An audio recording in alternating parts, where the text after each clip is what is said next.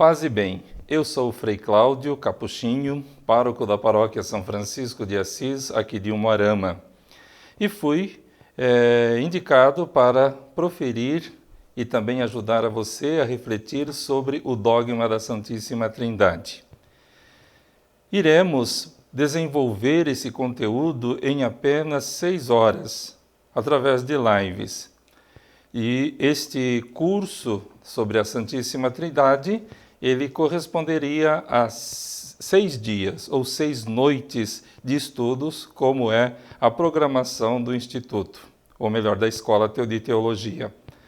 Então vamos procurar, de uma maneira bastante sintética, apresentar estes conteúdos, que vocês terão durante todo o período também o texto escrito. Vou apresentar uma apostila onde você poderá acompanhar ou após a nossa reflexão através do vídeo, você poderá lê-la e também refletir e aprofundar um tanto mais.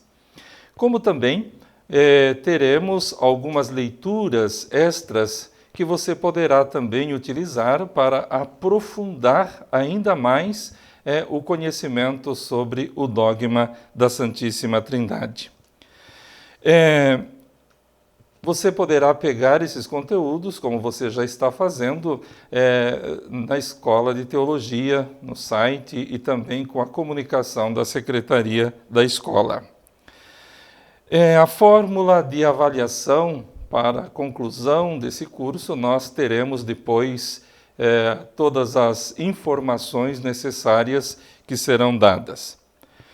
Então, é necessário, para que você possa ter um bom conhecimento, que você estude, você aprofunde neste dogma com bastante dedicação, através das leituras e também do acompanhamento do vídeo.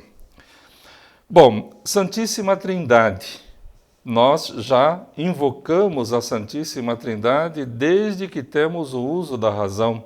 Quando nós começamos a rezar, a participar das celebrações nas nossas comunidades, como também nos encontros e particularmente nas orações pessoais. A invocação do Pai, do Filho e do Espírito Santo, o sinal da cruz. Mas queremos, durante este período de reflexão, queremos aprofundar um pouco mais sobre estes conteúdos. Bem, Deus é a meta do homem e da mulher. O objetivo é Deus para todos nós, homens e mulheres. Porque de Deus viemos. E o que justifica a revelação de Deus é o fim do homem e da mulher. Por isso que estudamos a revelação de Deus ao homem. É Deus mesmo que se faz conhecer. Ele, Deus, se faz conhecer a nós. Porque o ser humano é limitado para mergulhar por si mesmo no mistério de Deus. Então, Deus é que precisa abrir espaço, dar espaço para que possamos chegar até Ele. Então, a necessidade da revelação se fundamenta unicamente no fim ao qual Deus destinou o homem. Qual a finalidade do homem? Por isso, então, nós nos voltamos para Deus. Trata-se de um acolher a ação de Deus em nossas vidas, na vida do homem. Então, esta acolhida que fazemos de Deus em nossas vidas ajuda-nos a caminhar para a salvação. Embora sempre tenhamos presente que a salvação é graça. Ela nos vem através do amor e da bondade de Deus. A palavra se fez carne e colocou sua morada entre nós, e nós vimos a sua glória. Glória que recebe do Pai como Filho único, cheio de graça e verdade. De sua plenitude todos nós temos recebido graça sobre graça, porque a lei foi dada por Moisés. A graça e a verdade nos vieram por Jesus Cristo. A Deus ninguém o viu, mas o Filho único que está no seio do Pai nos fez conhecer. Isto nós vemos em João 1, 14 e 16 a 18. O Pai ninguém conheceu, mas com a encarnação do Verbo, o Verbo nos acolhe no seu mistério de filiação divina e nos comunica o mistério do Pai. Participamos da sua divindade. Então, a encarnação do Verbo é que ajuda-nos a conhecer e entrar no mistério de Deus. Então, graças à revelação de Deus, através do seu Filho Jesus Cristo, temos a graça de podermos ir e entrar no mistério de Deus. Conhecer, ainda quem sabe com muita dificuldade, ao Deus que tanto nos ama. Mas é possível e devemos ser gratos a Deus por isso. Com isso, vimos que o Pai ninguém conheceu, mas então a encarnação do Verbo nos acolhe no seu mistério de filiação divina e nos comunica o mistério e por isso podemos participar. A revelação comporta também uma doação acolhida da mesma vida de Deus. Deus nos acolhe e também se doa a cada um de nós. Isto é amor. E a nossa vida cristã, ela é fundamentada no amor que Deus tem por cada um de nós. Então, a revelação comporta também, então, uma doação. Uma autêntica autorrevelação de Deus. Ele se autorrevela a nós.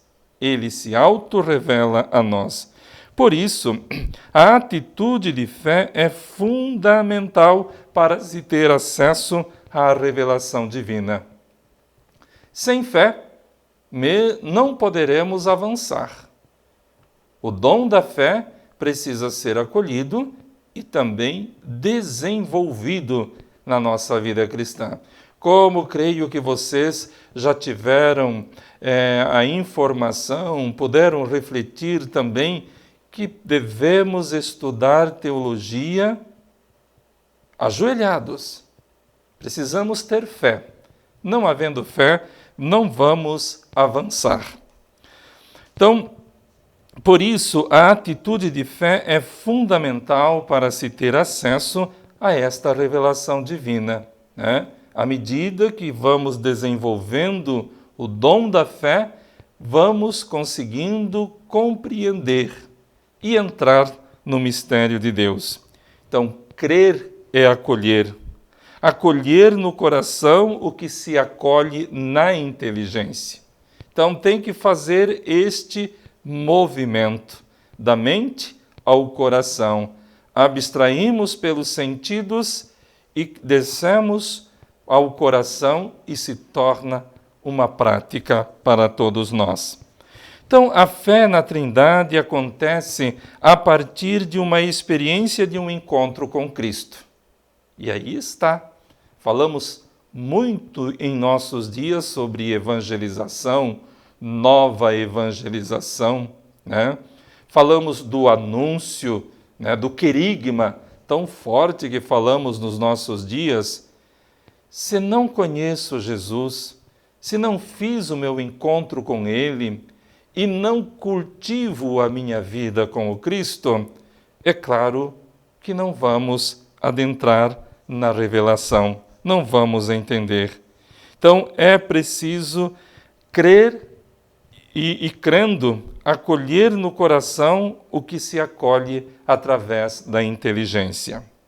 Então, a fé na Trindade acontece a partir de uma experiência de um encontro com Cristo. Todo o conhecimento que podemos ter de Deus se fundamenta no fato de que Ele se fez conhecer. É aquilo que eu dizia anteriormente. Ele vem entre nós. A iniciativa é sempre de Deus. Ele sempre toma a iniciativa de vir ao nosso encontro. Então, ele se faz conhecer. E Jesus deixa claro a condição humana quando afirma que ninguém viu o Pai. E ainda, quem me vê, vê o Pai. Então veja, para chegarmos ao conhecimento de Deus, precisamos conhecer a Jesus Cristo. Ele é o revelador do Pai.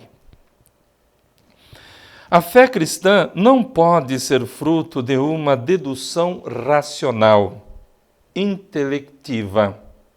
Progressivamente, Deus começou a se revelar lá no Antigo Testamento, ainda que de forma velada, quem sabe tendo um véu, que não se consegue ver nitidamente, porque somente com Jesus a revelação recebe o seu pleno sentido. Somente com a revelação do próprio Filho de Deus, ele o revelador do Pai. Assim sendo, aberto o caminho para o Evangelho em que Cristo, assim sendo aberto o caminho para o Evangelho em que em Cristo a revelação de Deus se faz plena. Jesus é o Verbo que ilumina todo homem. Ele é o Verbo de Deus, é a Palavra de Deus. Temos que olhar para Jesus para reconhecermos a Deus. Olhando para Jesus, vamos reconhecer o Pai. Revelando-nos o Pai, ele se dá a conhecer como Filho que se relaciona numa intimidade absoluta com o Pai pelo Espírito. Com o Pai pelo Espírito. Então, a confissão no Deus Uno e Trino, na confissão do Deus Uno e Trino, nós temos o ponto central da nossa fé cristã. Quando confessamos o Deus Uno e Trino, teremos o fundamento da nossa vida cristã. Então, a unidade de Deus no cristianismo constitui constitui a verdade principal do nosso conhecer a Deus. Então, a unidade última de Deus é sempre uma unidade plural. Um Deus, três pessoas. Para se alcançar o mistério íntimo de Deus, a Trindade, só pode ser alcançado pela revelação. Deus se dá a conhecer. Não existe unidade sem Trindade, nem Trindade sem unidade. Então, o mistério do amor de Deus é o conteúdo fundamental da revelação divina. Então, por isso que há necessidade de se aprofundar, no mistério da Santíssima Trindade. Tudo se transforma numa chamada de louvor para a adoração. À medida que vamos conhecendo, vamos adentrando, a nossa atitude será de adoração. A revelação de Deus é o mistério da nossa salvação e é a participação em sua própria vida. E podemos aí sim confessar: Deus é amor, como vemos na própria primeira carta de São João. Ao enviar a igreja ao mundo, Jesus traçou o alcance da missão. Até onde deveria ir a missão e quem deveria atingir a missão da igreja. E ele diz, como está lá em Mateus 28, 29, batizar em nome do Pai, do Filho e do Espírito Santo. Aí temos as três pessoas e um só Deus. Um ensino que leva a um mergulho no mistério de Deus para ter seu jeito. O jeito da Trindade, a unidade, a comunhão. E isto, toda a humanidade, ela é convidada, a proposta é feita pelo próprio Deus para que aceite e assuma. Então, a Trindade ocupando o lugar central da liturgia cristã na celebração eucarística e demais sacramentos. Nós vamos vendo nas nossas celebrações, se acompanhamos direitinho, com atenção e com fé, que o mistério da Trindade, ou a Trindade Santa, continua em todo o ritual e em todos os sacramentos. Então, as orações eucarísticas sempre são dirigidas ao Pai, por Cristo no Espírito Santo. Então, podemos muito bem ver nas orações, sempre tem esta dinâmica. É dirigida ao Pai, por Cristo no Espírito Santo. A fórmula do Glória que nós cantamos ou rezamos na celebração eucarística evidencia a igualdade das pessoas. Glória ao Pai, ao Filho e ao Espírito Santo. Então, o Concílio Vaticano II coloca a Trindade como o centro da via da Igreja, do caminho da Igreja, em que a ela se faz como uma multidão reunida pela unidade do Pai, do Filho e do Espírito Santo, como vemos lá em Lumen Gentium, número 4. Então vemos que a doutrina da Trindade sempre exigirá um equilíbrio entre a unidade e a Trindade divinas. Um Deus, 3 pessoas. Somente a partir da revelação acontecida em Cristo é possível falar de Deus Trino. Antes, lendo o Antigo Testamento, não vamos ver nada neste sentido. Somente vamos ver no Novo Testamento a revelação acontecida através de Jesus Cristo. Jesus Cristo é o revelador do Pai. Ele é o revelador do rosto misericordioso de Deus. Então afirmamos que a Trindade é uma verdade de fé, não dedutível de qualquer conhecimento de Deus que possamos adquirir a partir das coisas criadas. Nós conhecemos porque Deus se revela, Ele se mostra a cada um de nós. É importante ter diante dos olhos a Deus ninguém viu, e o unigênito que está no seio do Pai no-lo deu a conhecer. Então, é importante ter diante de nós esta colocação. Então, a Deus ninguém viu a Deus. E o unigênito que está no seio do Pai no-lo deu a conhecer. Está lá em João 1,18 e 1 Timóteo 6,16. Então, a revelação do mistério de Deus acontece unicamente em Jesus, em toda a sua profundidade. Em toda a sua profundidade. Somente pela fé temos acesso ao mistério. Volto a repetir, e vou repetir muitas vezes: sem fé, não entramos no mistério de Deus. Somente se cremos nele como Filho de Deus, poderemos chegar ao Pai. Como lá está em João 14:9. Conhecendo a Jesus, poderemos conhecer o Pai.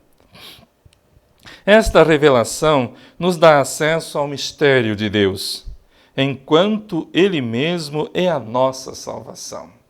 Ele é a nossa salvação. O conhecimento de Deus Trino, enquanto verdade de Deus, só nos é possível por revelação realizada por Jesus, porque Ele é o mesmo Deus que se revela. Já falei e repeti várias vezes esta afirmação. Assim, o Deus que se revela tal como é. Ele se revela como é. A revelação cristã é a revelação de Deus e de seu plano salvífico. Qual o projeto de Deus? Por que Deus se encarnou através do seu Filho Jesus? A encarnação de Deus, ou a encarnação do Verbo, ela se deu por quê? Porque Deus quer que voltemos para Ele, que estejamos nele novamente e nele tenhamos a nossa morada eterna. Assim, a revelação de Deus, quanto revelação salvífica em si mesmo, acontece na realização mesma da nossa salvação por obra de Cristo. Então, com isso, uma pequena introdução feita para o nosso curso. E é claro que vamos desenvolver de uma maneira bastante sucinta, como já disse anteriormente. E vamos dando os passos vagarosamente para que, de fato, possamos assimilar o máximo que pudermos destes conteúdos, para assim melhor vivermos a nossa vida cristã, o nosso conhecimento de Jesus e nosso amor à Trindade Santa.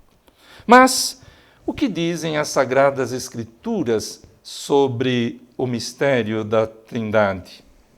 Como nós já bem o sabemos, vamos encontrar a revelação da Trindade no Novo Testamento. Mas é bom também darmos uma olhada no Antigo Testamento para ver o que é que ele apresenta sobre o Pai, sobre o Espírito ou a vinda do seu Filho Jesus Cristo. Santíssima Trindade nas Sagradas Escrituras. A Trindade é uma verdade de que se tem acesso unicamente pela revelação, ou dentro do agir salvífico na história, de Deus no agir salvífico da história. E o único caminho para se chegar ao Pai é Jesus Cristo. É o único caminho. Tanto que vamos ler lá em João 14,6, onde ele vai dizer que ele é o caminho. Então, precisamos pegar o caminho, e o caminho é Jesus Cristo. É nele que nós chegaremos, de fato, ao Pai. Somente a partir da Trindade econômica podemos alcançar o mistério do ser de Deus. Somente de um Deus para os outros podemos chegar ao Deus em si mesmo, o Deus que se revela, o Deus que se manifesta através da fala dos profetas, como vemos no Antigo Testamento. Importa lembrar que Deus, em sua vida íntima, desde a eternidade, nunca quis existir só para si. Deus nunca quis existir para si, porque Deus é amor. Deus é pleno, Ele é completo, né? Mas sempre quis que fôssemos partícipes de sua plenitude. Sempre quis que fôssemos partícipes da sua plenitude, que participássemos da alegria de Deus, da comunhão com Ele, da vida nele.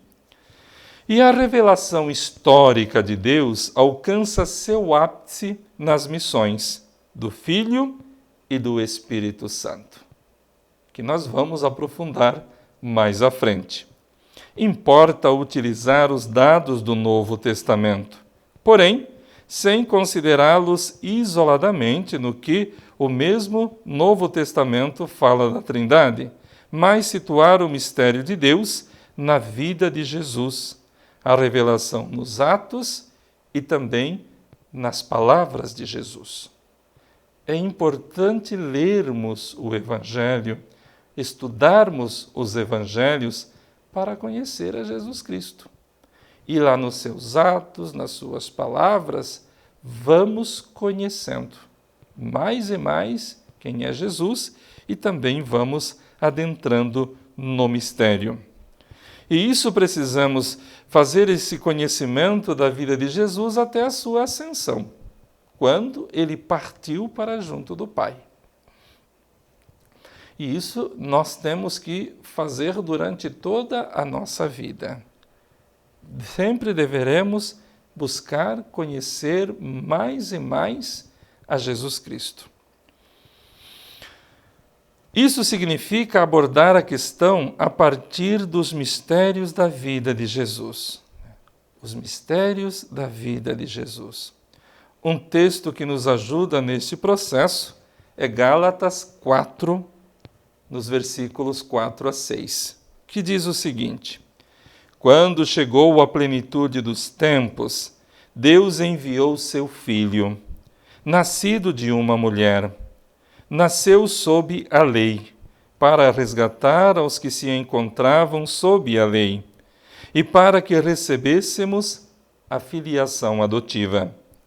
A prova de que sois filhos é que Deus enviou aos nossos corações o Espírito de seu Filho que clama, Abá. Deus nos fez filhos seus. Nos tornou partícipes de sua vida. Com isso, ele nos abriu o seu mistério, ou melhor, o seu mistério do Deus uno e trino. Então, como nós vimos em Gálatas, então Deus envia seu Filho, o seu Filho se encarna no seio de Maria Santíssima, nasceu sob a lei neste mundo, sob a orientação desse mundo, naturalmente, como todo homem nasce, mas ele tinha uma missão para resgatar aos que se encontravam sob a lei. Aqueles que estavam como que escravos da lei ou que ainda precisavam de salvação. E para que recebêssemos a filiação adotiva. Então, a prova de que sois filhos de Deus, que Deus enviou aos nossos corações o Espírito de seu Filho que clama, Abá, Pai. E nós somos conduzidos, nós conhecemos a Jesus, nós avançamos na nossa vida de fé e adentrada no mistério de Deus, com a ajuda, com a inspiração, com a moção do Espírito Santo. Mas vamos lá, continuemos. Então, a revelação do Novo Testamento ou neotestamentária pressupõe a do Antigo Testamento. Pressupõe. O Deus que se manifestou como Deus da aliança, que estabeleceu com o seu povo de Israel, o Deus que fez um pacto de predileção divina com um povo, este Deus é Deus criador de tudo e de todos. É o Deus criador de tudo e de todos. E, portanto, o Deus de todos os homens, indistintamente, porque todos fomos criados por Deus. Todos somos amados por Deus. Este Deus que o Novo Testamento pressupõe, já claramente conhecido, é o que em Jesus aparece seu como Pai. É aquele que aparece como Pai nas Sagradas Escrituras. Então, o Antigo Testamento poucas vezes se chama a Deus de Pai, por parecer uma ideia incompatível para a fé de Israel. Raramente se relaciona a paternidade divina com a criação. Pouquíssimas vezes. Às vezes se fala desta paternidade em relação ao povo de Israel, enquanto coletivo. Todo o povo, para mostrar a predileção de Deus para com Israel. Nós vamos ver lá em Êxodo 4, 22 a 23, como também Deuteronômio 4, 1 seguintes e 32, 5. O uso da expressão visa o amor de Deus, o domínio e o cuidado sobre Israel. Quer dizer, Deus é um Deus zeloso, um Deus que cuida. E também no Antigo Testamento, a terminologia para se referir a Deus era Javé, não eminentemente a atribuição Deus. Por vezes fala do amor de mãe, como vamos encontrar em Isaías 49:15, como também em 68:13. Em geral, esses textos e vários outros se referem à paternidade divina sobre o povo de Israel e no coletivo, não individualmente para com as pessoas.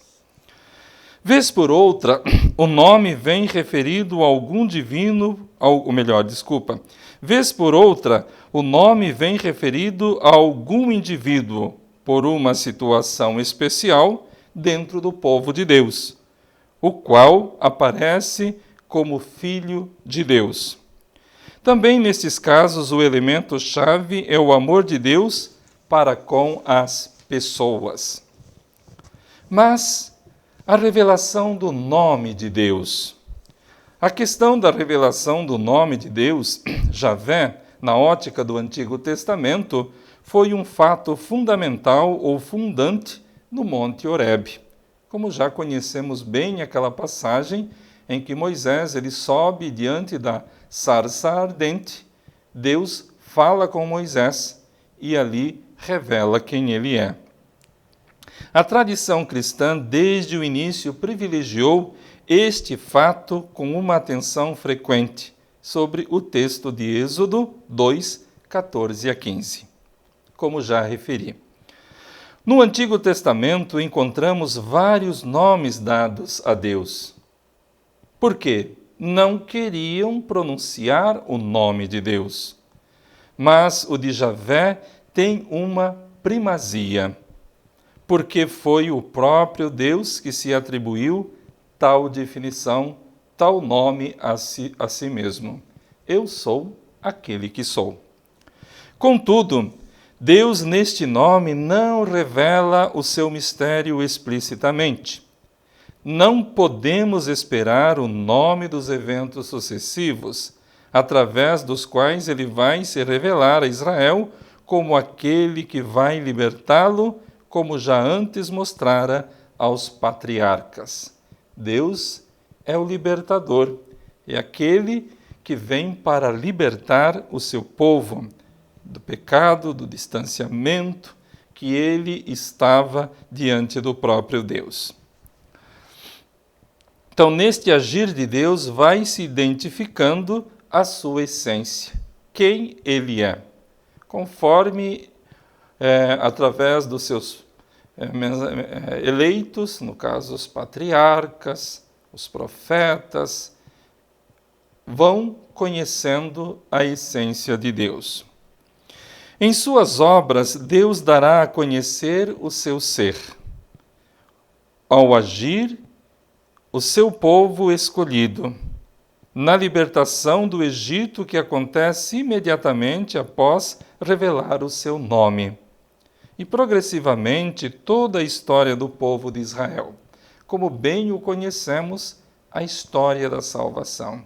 Ele vai se revelando, ele vai se mostrando, né?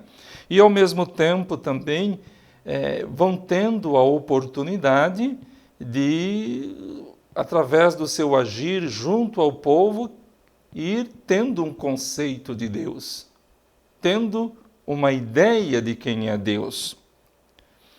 Em todo o agir de Deus, o que ele quer é revelar a Moisés uma compreensão do ser Deus, que irá ser conhecido segundo um plano. Eu sou aquele que sou, ou eu sou aquele que existe. Significa, no monoteísmo existencial concreto, Javé é para Israel o único porque foi o único a ser seu salvador do Egito. Ele salvou o povo de Israel da escravidão do Egito. Ele foi o Deus Salvador. Então, o que Deus é em si mesmo será conhecido a partir do que ele será para o seu povo. Conhecido nele mesmo, eu sou aquele que sou, né? E também o seu agir vai ajudar eles a entender como é que Deus ele olha para o seu povo.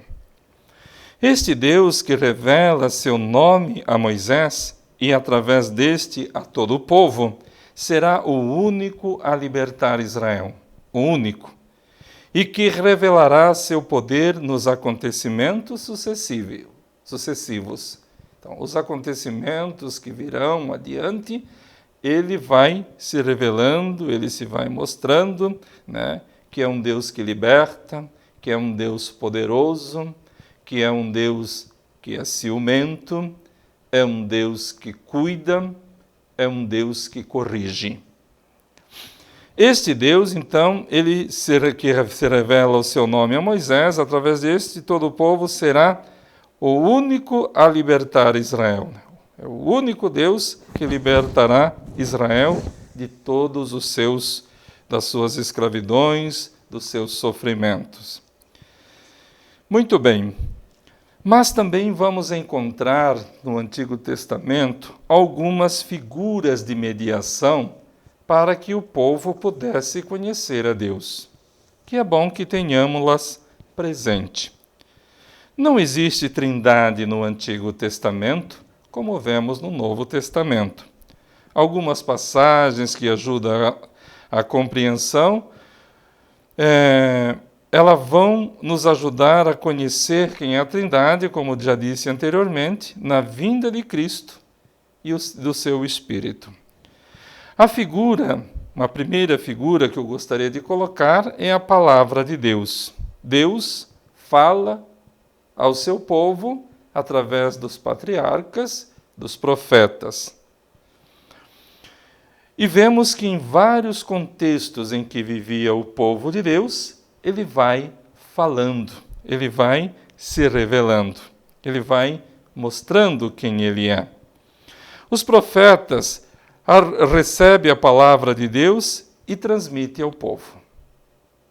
Eles, através do seu encontro, da fala de Deus para com eles, então eles recebem e transmitem ao povo.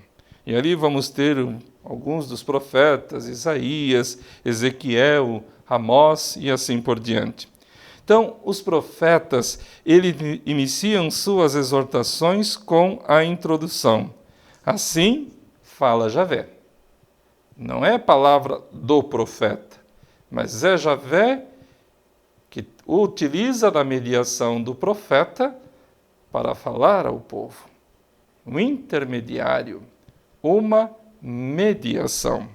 Ou então, foi dirigida a palavra de Javé. Então, duas maneiras para introduzir a fala ao povo da mensagem de Deus. Assim fala Javé, ou então foi dirigida a palavra de Javé.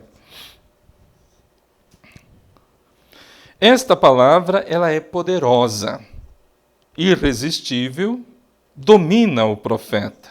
E diante disso, ele não pode se calar. Por exemplo, nos profetas Amós, Ezequiel, Jeremias, é uma palavra que corta, que entra dentro do profeta e ele não tem como se calar.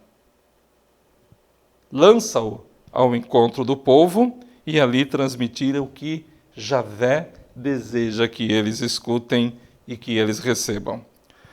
O que o transforma e o converte em um enviado de Deus. Então ele se torna, o profeta, um enviado de Deus. Além disso, a palavra profética é ensino, é revelação e mandato do Senhor. Ensino, porque ensina, ajuda as pessoas a conhecerem mais a Deus. Revela, mostra o que Javé pensa para o povo. E é um mandato do próprio Senhor, do próprio Deus. Moisés é o primeiro que a recebe e a transmite ao povo, como vemos lá em Êxodo 3, 4, 4, 2 e 5, 3. Ele é o primeiro que recebe. As prescrições divinas, Moisés as leva ao povo e elas mostram a grandeza de Deus. Deus é grande, é o único, é o verdadeiro. E ainda a palavra é a executante da vontade divina na criação, como nós lemos lá em Gênesis, e no guiar do povo. É pela palavra que ele guia, que ele conduz, que ele aponta os caminhos e ajuda o povo a ir à frente. Participa do poder divino. Então, a criação, pelo poder da palavra, se faz evidente. Ela se faz evidente. Deus diz, ele diz a sua palavra, ou através da palavra, ele cria. A palavra é enviada ao mundo para cumprir a vontade de Deus. Os Salmos falam muito sobre o Deus que fala, o Deus que interage. Quando diz sua palavra, o efeito é imediato. É imediato. Uma outra figura para Deus se comunicar e se fazer conhecido pelo povo é a sabedoria divina, que prepara a revelação do Deus Trino.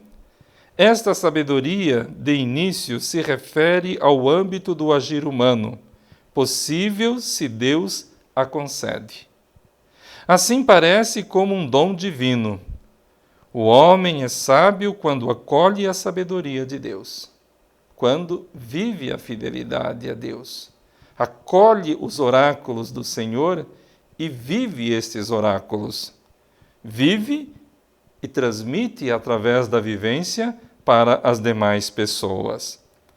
Especial interesse reveste passagens onde a sabedoria vem personificada. O texto mais significativo está em Provérbio, do capítulo 8 a 9. Outro é o Eclesiástico 24.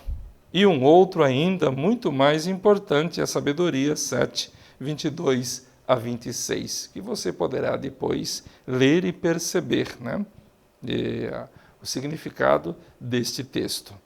Mais uma figura de mediação é o Espírito. Ele vai exigir uma atenção própria. O termo vem com vários significados. Inicialmente, como vento que o homem não pode controlar. Faz pensar na força divina superior à força humana. Um vento que mexe, que mexe com a pessoa humana.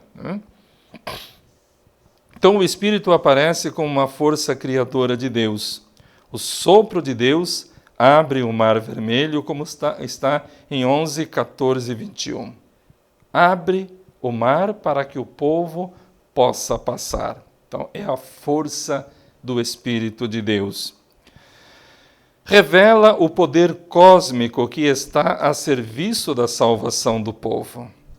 Mais diretamente, o Espírito aparece na criação, o Espírito que paira sobre as águas. Paira sobre as águas, como vemos em Gênesis 12. O vento recolhe as águas após o dilúvio. Também vemos uma manifestação do Espírito. Como que também o Espírito de Deus, ele enche a terra toda.